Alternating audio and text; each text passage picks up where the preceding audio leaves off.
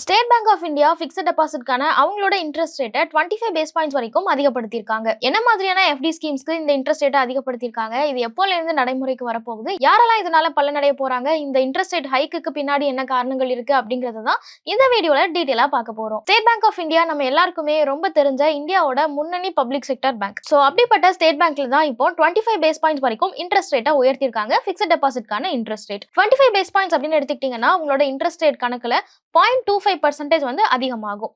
சரி, இன்ட்ரெஸ்ட் ரேட்டை இப்ப எல்லா வங்கிகளும் கம்மி பண்ணிட்டு தானே இருக்காங்க. ஸ்டேட் பேங்க் மட்டும் எப்படி உயர்த்துறாங்க அப்படின்னு கேட்டீங்கன்னா, எல்லாருக்குமான இன்ட்ரெஸ்ட் ரேட்டை ஸ்டேட் பேங்க் உயர்த்தல. பல்கா இன்வெஸ்ட் பண்ணுவாங்கல்ல, 3 கோடி ரூபாய்க்கும் மேல இன்வெஸ்ட் பண்ற முதலீட்டாளர்களுக்கு தான் இன்ட்ரெஸ்ட் ரேட்டை உயர்த்துறதா சொல்லியிருக்காங்க. சோ இந்த இன்ட்ரெஸ்ட் ரேட் ஹைக்னால ஸ்டேட் பேங்க் ஆஃப் இந்தியாவோட அந்த இன்ட்ரெஸ்ட் ரேட் ரேஞ்ச் என்ன மாதிரி மாறப்போகுது அப்படின்னு கேட்டீங்கன்னா, ஒரு ஜெனரல் சிட்டிசனா இருக்கிறவங்களுக்கு 3.05%ல இருந்து 6.40% வரைக்கும் இன்ட்ரெஸ்ட் ரேட் ரேஞ்ச் இருக்கு. நீங்க எந்த டென்யூர்ல முதலீடு செய்வீங்க அப்படிங்கறத பொறுத்து இது சேஞ்ச் ஆகும். இதுக்கு முன்னாடி இந்த ரேஞ்ச் 2.80ல இருந்து 6.20 வரைக்கும் இருந்தது. இப்போதான் அதை உயர்த்தியிருக்காங்க. சரி, இது ஜெனரல் சிட்டிசனுக்கு அப்படின்னு பார்த்தோம். அடுத்தது சீனியர் சிட்டிசனுக்கு. சீனியர் சிட்டிசன்ஸை பொறுத்த வரைக்கும் 3.25ல இருந்து 6.80 வரைக்கும் இருந்தது. அதை இப்போ உயர்த்தி 3.55ல இருந்து 7.05% வரைக்கும் இன்ட்ரெஸ்ட் ரேட் ரேஞ்சை ஃபிக்ஸ் பண்ணியிருக்காங்க. நீங்க எந்த டென்யூருக்கு இன்வெஸ்ட் பண்றீங்களோ அந்த டென்யூருக்கு ஏத்த மாதிரியான ஒரு இன்ட்ரெஸ்ட் ரேட்டை உங்களுக்கு ஃபிக்ஸடா சொல்லுவாங்க. நம்ம முன்னாடியே சொன்ன மாதிரி தான் இந்த ரெண்டு ரேஞ்சுமே நீங்க 3 கோடி ரூபாய்க்கும் மேல ஃபிக்ஸட் டெபாசிட் போடுறீங்க அப்படின்னா உங்களுக்கு தான் அப்ளிகபிள் ஆகும். உங்களுக்கு தான் இந்த இன்ட்ரெஸ்ட் ரேட் ஹைக்கும் நடந்திருக்கு. ஸோ மேக்ஸிமம் இதனால யாரு பலனடைவாங்க அப்படின்னு கேட்டோம்னா, ஹை நெட்வொர்த் டெபாசிட்டர்ஸ் இருப்பாங்கல்ல அவங்க, கார்பரேட் டெபாசிட் பண்ணுவாங்கல்ல அவங்க. சோ இவங்க எல்லாத்துக்குமே தான் இந்த இன்ட்ரெஸ்ட் ரேட் உயர்ந்திருக்கு. சரி, எல்லா பேங்க்லயுமே இப்போ ஃபிக்ஸட் டெபாசிட்கான இன்ட்ரெஸ்ட் ரேட்டை குறைக்கிறாங்க.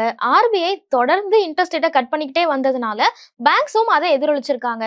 அப்படி இருக்கும்போது எஸ்பிஐ மட்டும் ஏன் இன்ட்ரெஸ்ட் ரேட்டை உயர்த்துறாங்க அப்படின்னு கேட்டீங்கன்னா, எஸ்பிஐ 3 கோடி ரூபாய்க்கும் கீழே உள்ள ஃபிக்ஸட் டெபாசிட் அக்கௌண்ட்டுக்கு கூட்டியிருந்தாங்க அப்படின்னா அது ஒரு கேள்விக்குறியான விஷயமா இருக்கலாம். ஆனா அவங்க 3 கோடி ரூபாய் மேல இருக்கக்கூடிய ஹை நெட்வொர்த் டெபாசிட்டர்ஸ்க்கு தான் கூட்டியிருக்காங்க. அப்படி இருக்கும்போது லார்ஜ் இன்வெஸ்டர்ஸ் அவங்க அட்ராக்ட் பண்றாங்க அப்படிங்கறத நம்ம புரிஞ்சுக்கலாம். சோ டெபாசிட்டர்ஸ் நிறைய பணத்தை பேங்க்ல டெபாசிட் பண்ணணும், அதன் மூலமா அவங்களுக்குள்ள ஒரு கேஷ் ஃப்ளோ வேணும் அப்படிங்கிறதுக்காக தான் இந்த மாதிரியான ஒரு மூவை எடுத்திருக்காங்க. ரீட்டைல் கஸ்டமர்ஸ்க்கு இதை இன்க்ரீஸ் பண்ணாத வரைக்கும் இது ஒரு ஸ்ட்ராட்டஜிக் மூவாலாம் நம்ம எடுத்துக்க முடியாது.